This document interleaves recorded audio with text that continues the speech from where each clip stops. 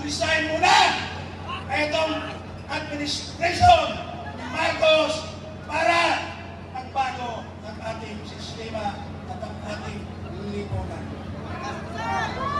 Marcos resign! Marcos resign! Marcos resign! Marcos resign! Isang mainit at mapagpalayang araw ng manggagawa para sa lahat na nandito ngayon.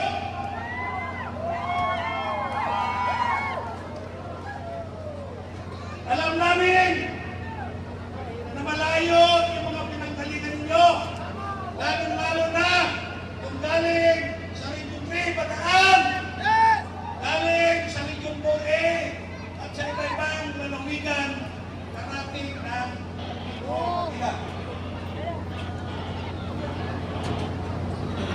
Binabati din po namin ang mga kasamahan natin ng mga Muslim na galing pa sa Mindanao.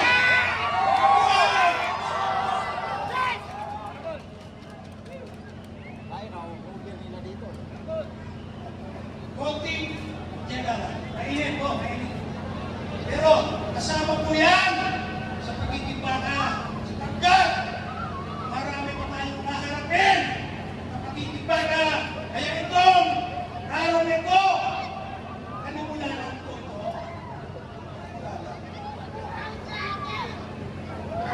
Alam niyo po, ito ibabalita ko na sa inyo para matumano ko. Ininterview ako ng JB kanina po. Ako tayo umalis. Umiikot po na sila yung mga nagpupunta. Alam mo ang unang tanong sa akin, attorney ano bang grupo ito? Sabi ko, ito ay isang federasyon, asosasyon ng mga manggagawa dito sa atin. Eh bakit pa may mga may-isot dyan? Sabi ko,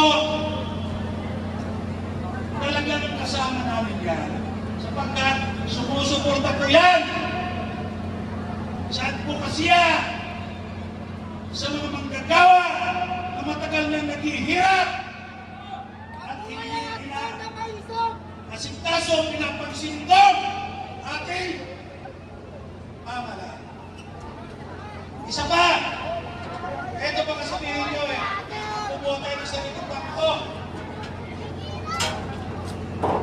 Sabi ng mga DNA, kaya nakikinig sila, baka nakikinig yan. Sa dami ko ng kinukuber na Mayo 1, araw manggagawa, dito lang ako nakakita ng ganito karami at ganito kaorganisado. Kaya mga kasama, palakpakan natin ang ating mga sarili.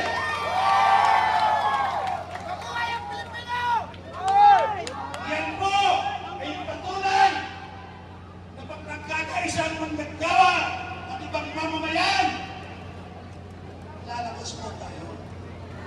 Lalakas po tayo. Kaya, isang tanong pa. Dito na yung interview ko. Tinanong ko na doon. Bakit ba kayo pupunta sa Malacanang? Hindi nyo ba alam na may nakaharang na roon? Ayan, may nakaharang. Akala mo lulusubin? Nakarmato. Tayo po ay matahimik na mamamayan. Ang gusto lang natin, ipaabot sa Palasyo ng Malacanang sa administrasyon ang karaingan ng mga manggagawa. Ako, sabi pa, hindi ba? May maisip tayo kasama dyan? Hindi ba yan ang nanggulo pang nakaraan? Rally? Sabi ko, hindi po. Kasama po ako po. Wala mo nanggugulo na isang? Matahimik tayo. Kung totoo po ang sinasabi ng administrasyon na nanggugulo na isang, dapat hinuli na nila at pinarusahan na. Pero isang taon na hanggang ngayon, wala pong maituro na nanggulo na nanggagalit sa maisog. Kaya sabi ko, kami po ay matahimik. At bakit naman pupunta kayo sa Malacanang? Ihara na pupunta kayo. may barikada. Sabi ko, kikita niyo yung barikada. May 1 kilometro ba yan? Galing sa Malacanang. Ako, hindi man matanda. Sanay ko sa rally. Nakumpisa ko mag-rally. Walang ganitong klaseng barikada rito. Ang barikada nandoon sa Mindula. Kauna-una ang pagkakataon na inaharap tayo itong gobyerno ito. Ang ibig sabihin, mga kasama, takot na itong administrasyon ito sa mga mamamayan, lalo-lalo na sa mga manggagawa. Kailangan,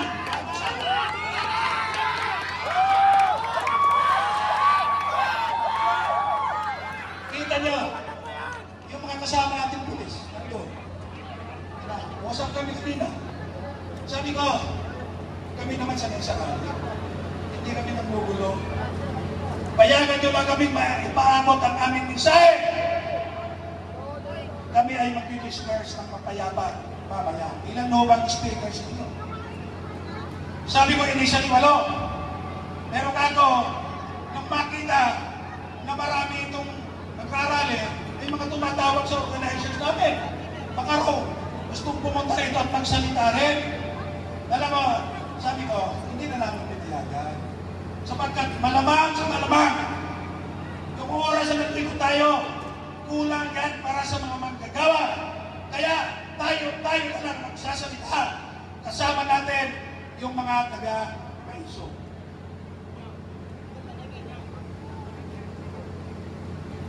Ano ba ang issue? Ano ang karainan ng mga manggagawa?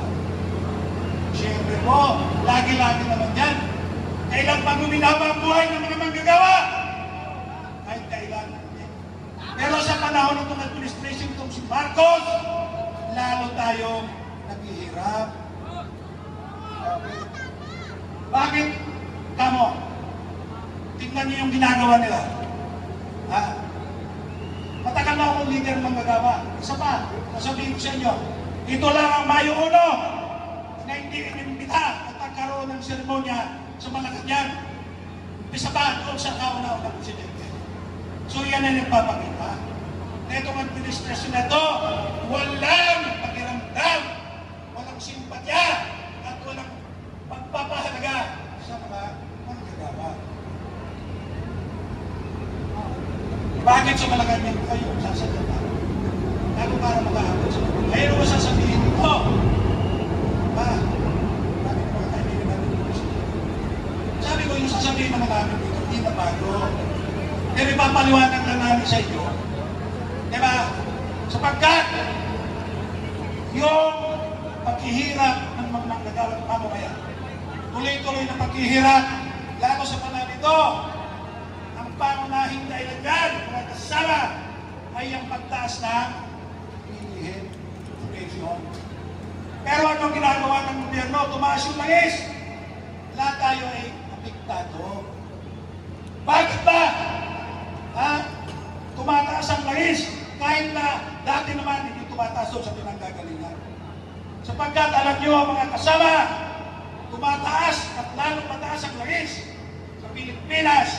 Ikumpara mo sa ibang bansa dahil ang halos kalahati ng presyong binibili yung langis, yan o ay buwis na kinukulikta ng gobyerno. So maliwanag, imbis na tulungan tayo ng gobyerno, lalo tayong pinahihirapan. Bakit kamo? Ito. Di ba naiintindihan ito? Ano yung mga buwis sa langis? May tinatawag na excise tax. Pinapataw sa presyo ng langis yan. Fix po yun. Yun ay diretso mapupunta sa gobyerno. Ang masaklap yan, yung alam niyo na siguro, value added tax. Bakit kamo? Ang value added tax, ang ibig sabihin, pinapatawan ng buwis lahat ng hindi lang magagawa. Lahat ng mamamayan na nagpupunso. Pero, bakit hindi binababa o binabawi ng gobyerno. Maliwanag lang. Sapagkat, tingnan nyo mga kasama, magbaliwanag lang, percentage po yan. Ang tansaya ng porsyento. Ibig sabihin, pag lumaki ang presyo ng langis, lalaki rin ang kukuliktahin ng gobyerno. So, kikita sila sa paghihirap ng mga manggagawa. At saan dadalhin yung kita? Saan dadalhin? Ilalagay sa Manila at pamimigay sa mga kurang sa gobyerno. Alam mo mga yan? Diba? So, ganyan. Mga kasama. Kaya, hindi na mamakas na. Hindi na lang. Sasalipay. Ito ang panimula pala. Nasahanan nyo na ang Anglo Labor Power Movement sa pakikipagtulungan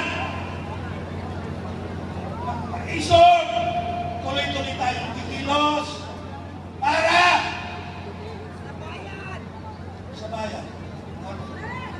Pero bago mapunta sa bayan, kinakailangan mag-resign muna itong administration ni Marcos para magbago ng ating sistema at ang ating lipunan.